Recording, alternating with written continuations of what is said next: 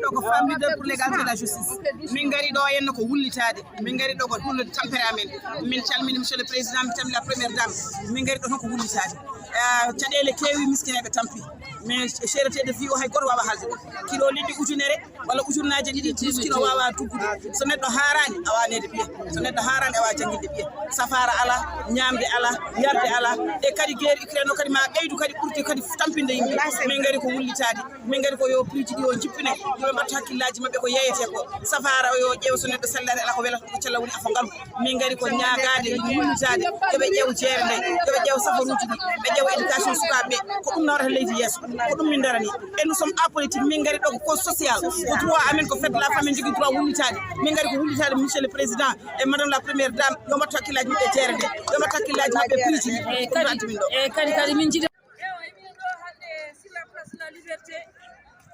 wullitade caɗele kadi bowaɗe caɗele kadi guuraɗe kono min jiiɗi kadi à l'occasion du 8 mars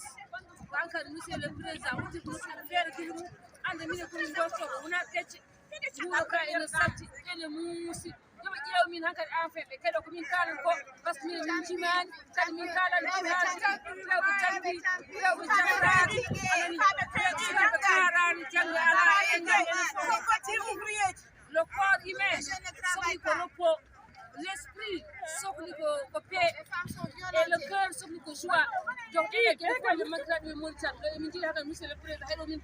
bonne fois kadi waɗa du concret il faut qu'il réponde par du concret min tampiti lori